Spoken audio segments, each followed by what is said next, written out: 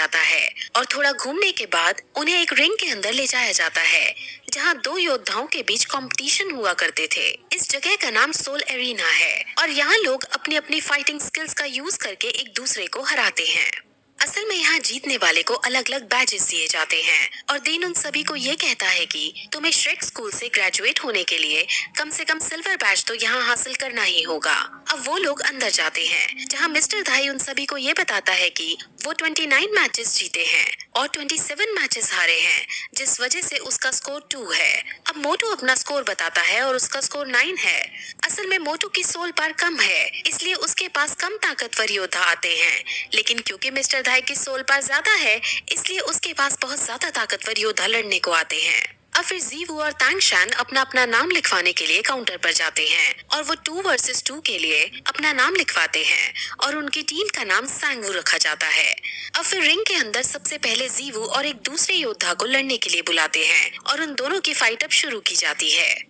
Opponent के पास iron rhino की soul पार थी और वो बहुत ताकतवर था, लेकिन जीवू भी कम नहीं थी। जीवू बिना सोल पार का यूज किए उस पर हमला करती है और कुछ ही देर की शानदार फाइट में जीवू अपनी स्किल का यूज करते हुए उसे मार गिराती है और इस मैच की विनर बन जाती है। अब अगला match Tangshan versus cat girl होना है और अब उन दोनों को रिंग के अंदर बुलाया जाता है। तांगशान जानता था कि कैट गर्ल की एबिलिटी उसकी स्पीड है, जिस वजह से वो उसकी स्पीड को रोकना चाहता है और अब वो ऐसा करने के लिए उसको फंसाने के लिए एक केज बनाने लगता है और उसके चारों तरफ ब्लू सिल्वर प्लांट बिछा देता है। अब कैट गर्ल उसके अंदर फंस जाती है और ये देखकर मिस्टर धाई को बिल्कुल अच्छा नहीं लगता। असल में मिस्टर धाई कैट गर्ल को पसंद करता था और वो कैट गर्ल को जीतते देखना चाहता था। अब केज के अंदर तांगशान कैट गर्ल को पकड़ने की कोशिश करता है, लेकिन कैट गर्ल उसके दाव से बच जाती है और वो ऊपर से कूदकर बाहर निकलने की कोशिश करती है और इस फॉर्मेशन को देखकर मिस्टर धाई को समझ आ जाता है कि असल में तांगशान कैट गर्ल को केज के अंदर बंद नहीं करना चाहता था।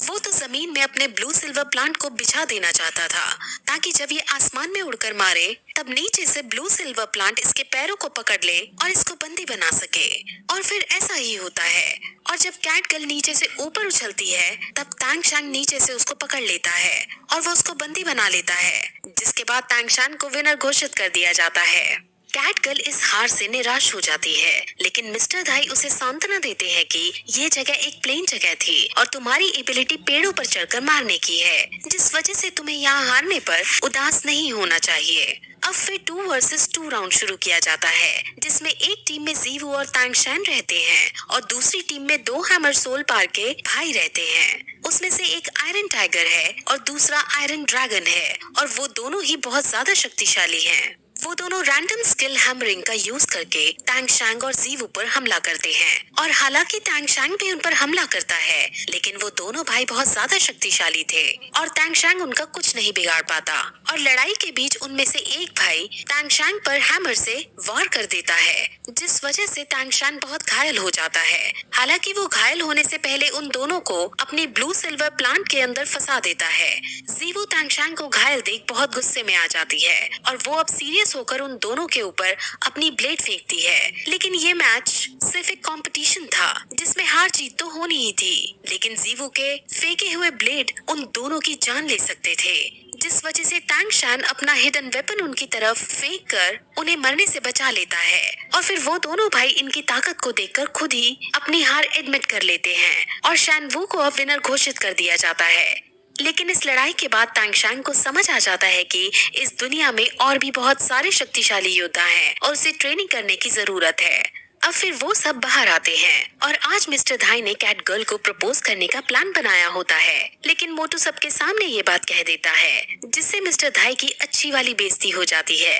और कैट गर्ल उसे एक आवारा लड़का समझ वहाँ से चली जाती है। अब फिर जीवू और तांगशांग भी आपस में बातें करते हैं और फिर वापस स्कूल की तरफ आने लगते हैं। वहाँ स्कूल के एंट्रेंस पर वो मिस्टर धाई को निंग रोंग रोंग से झगड़ते हुए देखते हैं और निंग रोंग रोंग इतनी बदतमीजी से बात कर रही होती है कि मिस्टर धाई को गुस्सा आ जाता है और वो तुरंत उसे मारने के लिए आगे बढ़ता है, लेकिन तांगशांग उसे रोककर अपने गुस्से पर काबू करने को कहता है, जिसके बाद मिस्टर धाई उसको वहीं छोड़ खुद अंदर चला जाता है। अब उसके जाने के बाद निंग रोंग रोंग तांगशांग को कहती है कि तुम जाकर मिस्टर धाई को जान से मार डालो। अगर तुम ऐसा करोगे तो हमारी ट्राइब तुमको बहुत सारे पैसे देगी और तुम्हें हमारे क्लैन में एक अच्छी पोजीशन भी दे दी जाएगी। अब शैंग ये सब सुनकर उसे मना कर देता है क्योंकि उसके लिए इस सब का कोई महत्व नहीं था और वो उसको सुधरने के लिए कहकर चला जाता है। वो फिर अपने पास खड़े ऑस्कर से उसकी मदद करने को कहता है, लेकिन अब ऑस्कर भी मना कर देता है। निंग रोंग रोंग बहुत शौक होती है और कहती है कि तुम तो मुझे पसंद करते हो, फिर भी मेरी साइड नहीं ले रहे हो, ऐसा क्यों?